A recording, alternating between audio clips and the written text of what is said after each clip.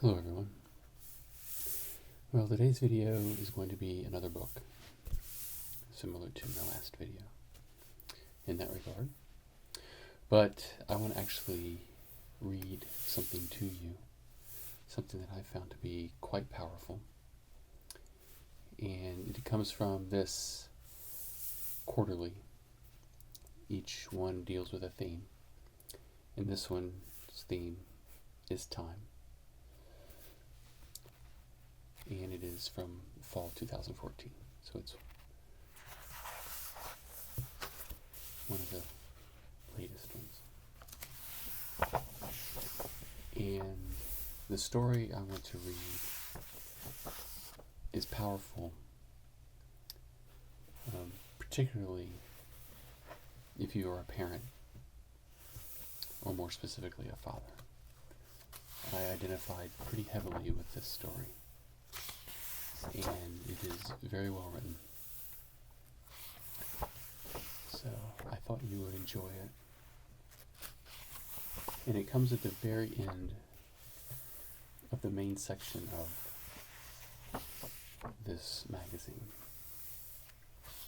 And I think it's for a reason.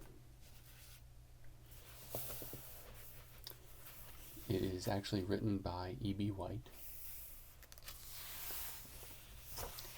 And there is a small little paragraph here at the end that discusses the work and the person who wrote it. Once More on the Lake is where this excerpt comes from. Born in Mount Vernon, New York in 1899, White joined the staff of an upstart magazine called The New Yorker in 1926. The fiction editor, his future wife, Catherine Engel, recommended him for the position. In 1933, the couple bought a 40-acre farm near North Brooklyn, Maine. White published Stuart Little in 1945, Charlotte's Web in 1952, and a revised version of The Elements of Style, written by one of his former Cornell University professors, William Strunk Jr., in 1959. So, you've probably heard of Stuart Little or Charlotte's Web. He also wrote a book called The Trumpeting of the Swan. But this is just a short piece that is very well written and very powerful. So, I hope you enjoy it. 1941, Maine. E.B. White on the Fade-Proof Lake. One summer, along about 1904, my father rented a camp on a lake in Maine and took us all there for the month of August. We all got ringworm from some kittens and had to rub Pond's extract on our arms and legs night and morning. And my father rolled over in a canoe with all of his clothes on, but outside of that, the vacation was a success. And from then on, none of us ever thought that there was any place in the world like that lake in Maine. We returned summer after summer, always on August 1st, for 1 month. I have since become a saltwater man, but sometimes in summer there are days when the restlessness of the tides and the fearful cold of the seawater and the incessant wind that blows across the afternoon and into the evening makes me wish for the placidity of a lake in the woods. A few weeks ago this feeling got so strong I bought myself a couple of bass hooks and a spinner and returned to the lake where we used to go for a week of fishing and to revisit old haunts. I also took my son, who had never had any fresh water up his nose and who had seen lily pads only from train windows. On the journey over to the lake, I began to wonder what it would be like. I wondered how time would have marked this holy spot, the coves and streams, the hills that the sun sets behind, the camps and the paths behind the camps. I was sure that the tarred road would have found it out, and I wondered in what other ways it would have been desolated. It is strange how much you can remember about places like that, once you allow your mind to return to the grooves that lead back. You remember one thing, and that suddenly reminds you of another thing. I guess I remember clearest of all the early mornings, when the lake was cool and motionless. Remembered how the bedroom smelled of the lumber it was made of, and the wet woods whose scent entered through the screen. The partition in the camps were thin, and did not extend clear to the top of the rooms.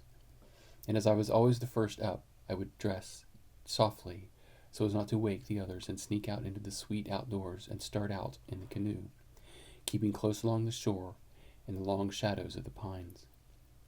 I remember being very careful never to rub my paddle against the gunwale, for fear of disturbing the stillness of the cathedral. The lake had never been what you would call a wild lake. There were cottages sprinkled around the shores, and it was a farming country, although the shores of the lake were quite heavily wooded. Some of the cottages were owned by nearby farmers, and you would live at the shore and eat your meals at the farmhouse. That's what our family did. But although it wasn't wild, it was a fairly large and undisturbed lake, and there were places in it that, to a child at least, seemed infinitely remote and primeval. I was right about the tar. It led to within half a mile of the shore, but when I got back there with my boy, and we settled into the camp near the farmhouse and into the kind of summertime I had known, I could tell that it was going to be pretty much the same as it had been before. I knew it, lying in bed the first morning, smelling the bedroom and hearing the boy sneak quietly off to go along the shore in a boat. I began to sustain the illusion that he was I, and therefore by simple transposition, that I was my father. This sensation persisted, kept cropping up all the time we were there. It was not an entirely new feeling, but in this setting it grew much stronger. I seemed to be living a dual existence. I would be in the middle of some simple act, and I would be picking up a bait box, or laying down a table fork, and I would be saying something, and suddenly it would not be I, but my father who was saying the words and making the gestures. It gave me a creepy sensation. We went fishing the first morning. I felt the same damp moss covering the worms in the bait can, and I saw the dragonfly alight on the tip of my rod as it hovered a few inches from the surface of the water. It was the arrival of this fly that convinced me beyond any doubt that everything was always as it had been, that the years were a mirage, and that there had been no years. The small waves were the same, chucking the rowboat under the chin as we fished at anchor, and the boat was the same boat, the same color green, and the ribs broken in the same places, and under the floorboards the same freshwater leavings and debris. The dead helgramite, and the wisps of moss, and the rusty discarded fishhooks, and the dried blood of yesterday's catch. We stared silently at the tip of our rods, at the dragonflies that came and went. I lowered the tip of mine into the water tentatively, pensively dislodging the fly, who darted 2 feet away, poised, darted 2 feet back, and came to rest again a little further up the rod. There had been no years between the ducking of this dragonfly and the other one, the one that was part of memory. I looked at the boy, who was silently watching his fly, and it was my hands that held his rod, my eyes watching. I felt dizzy and did not know which rod I was at the end of. We caught 2 bass, hauling them briskly as though they were mackerel, pulling them over the side of the boat in a businesslike manner without any landing net, and stunning them with a blow on the back of the head. When we got back for a swim before lunch, the lake was exactly as we had left it, the same number of inches from the dock, and there was only the merest suggestion of a breeze. This seemed an utterly enchanted sea. This lake, you could leave it for its own devices for a few hours and come back to it, and find that it had not stirred, this constant and trustworthy body of water. In the shallows, the dark, water-soaked sticks and twigs, smoothed and old, were undulating in clusters at the bottom against the clean, ribbed sand, and the track of mussels was plain. A school of minnows swam by, each minnow with its small individual shadow, doubled the attendance, so clear and sharp in the sunlight. Some of the other campers were in swimming along the shore, and one of them with a cake of soap, and the water felt thin and clear and unsubstantial. Over the years there had been this person with this cake of soap, this cultist here he was. There had been no years. Up to the farmhouse for dinner, through the teeming, dusty fields and the road under our sneakers, was only a 2-tracked road. The middle track was missing, the one with the marks of the hooves and the splotches of dried, flaky manure. There had always been 3 tracks to choose from in choosing which track to walk in. Now the choice was narrowed down to 2. For a moment I missed terribly the middle alternative. But the way led past the tennis courts, and something by the way it laid there in the sun reassured me. The tape had loosened along the back line, The alley was green with plantains and other weeds, and the net, installed in June and removed in September, sagged in the dry noon. The whole place steamed with midday heat and hunger and emptiness. There was a choice of pie for dessert, and one was blueberry and one was apple, and the waitress there was the same country girl's, there having been no passage of time, only the illusion of it, as in a dropped curtain. The waitresses were still 15. Their hair had been washed. That was the only difference. They had been to the movies and seen the pretty girls there with clean hair. Summertime, oh summertime, patterns of life indelible, the fade-proof lake, the woods unshatterable, the pasture with the sweet fern and the juniper forever and ever, summer without end. This was the background. And the life along the shore was the design. The cottages with their innocent and tranquil designs, their tiny docks with the flagpoles and the American flag floating against the white clouds and the blue sky. The little paths over the roots of the trees leading from camp to camp, and the paths leading back to the outhouses, and the cans of lime for sprinkling, and at the souvenir counter at the store, the miniature birch bark canoes, and the postcards that showed things looking a little better than they looked. This was the American family at play, escaping the city heat, wondering whether the newcomers in camp at the head of the cove were common or nice, wondering whether it was true that the people who drove up for Sunday dinner at the farmhouse were turned away because there wasn't enough chicken. It seemed to me, as I kept remembering all of these things, that those times and those summers had been infinitely precious and worth saving. There had been jollity and peace and goodness. The arriving, in the beginning of August, had been so big a business in itself. At the railway station, the farm wagon drawn up, the first smell of the pine-laden air and the first glimpse of the smiling farmer, and the great importance of the trunks, and your father's enormous authority in such matters, and the feel of the wagon under you for the long 10-mile haul, and at the top of the last long hill, catching the first view of the lake, after 11 months of not seeing this cherished body of water. The shouts and the cries of the other campers when they saw you, and the trunks to be unpacked, to give up their rich burden.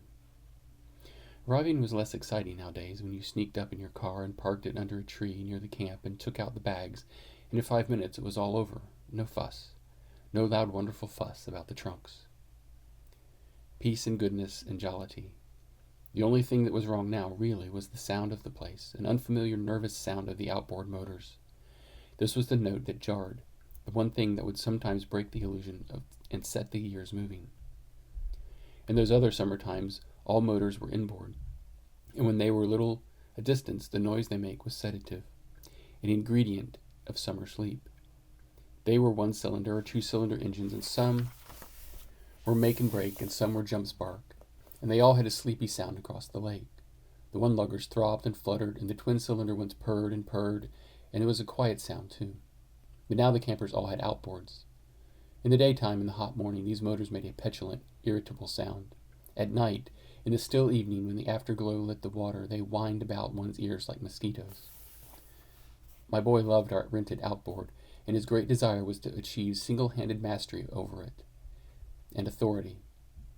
And he soon learned the trick of choking it a little, but not too much, in the adjustment of the needle valve.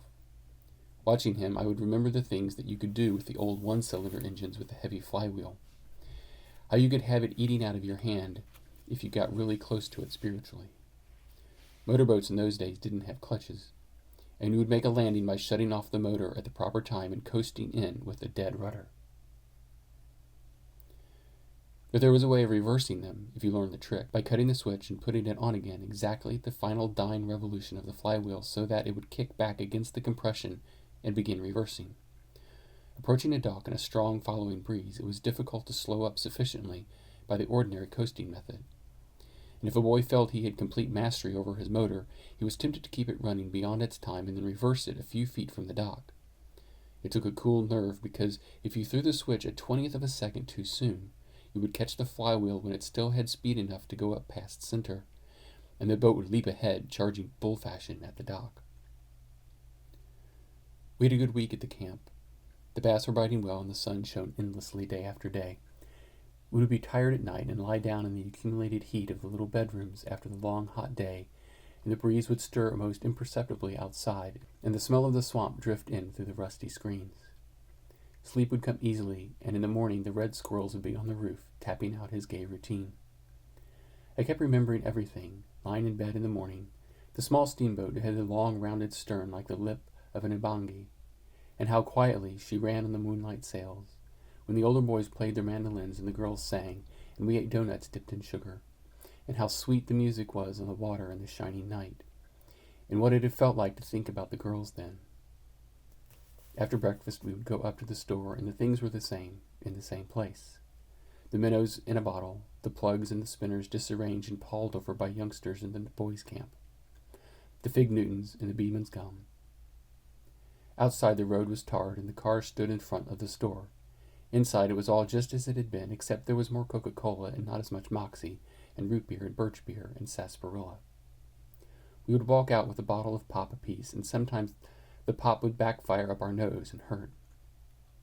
We explored the streams quietly, when the turtles slid off the sunny logs and dug their way into the soft bottom, and we lay on the town wharf and fed worms to the tame bass.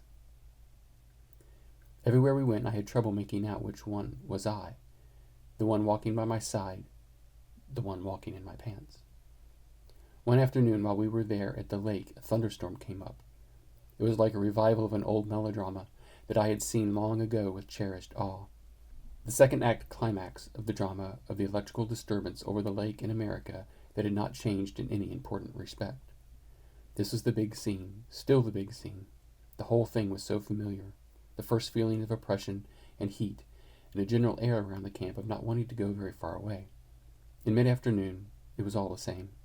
A curious darkening of the sky and a lull of everything that had made life tick. And then the way the boats suddenly swung the other way in their moorings with the coming of the breeze out of the new quarter, and the promontory rumble, then the kettle drums, then the snares, then the bass drums and the cymbals, then cracking light against the dark, and the gods grinning and licking their chops in the hills.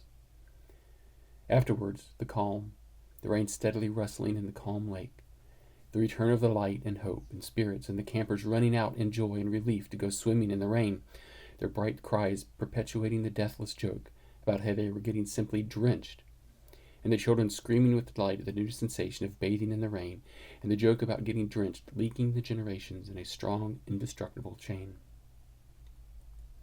And the comedian who waded in carrying an umbrella. When the others went swimming, my son said he was going to go in too. He pulled his dripping trunks from the line where they hung all through the shower, and he wrung them out. Languidly, and with no thought of going in, I watched him. His hard little body, skinny and bare, saw him wince slightly as he pulled up around his vitals the small, soggy, icy garment.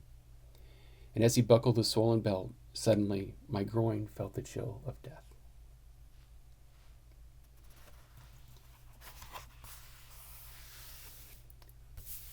So I thought that was very powerful and very relatable to me as a father. I've oftentimes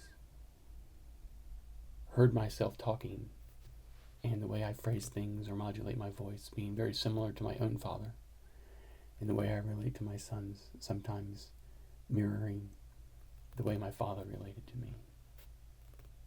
So I hope you enjoyed this. I hope that it was relaxing and poignant. So please subscribe to my channel. I do all types of videos. And if you like this, please give it a thumbs up and share it with your friends. And I will see you guys in my next video.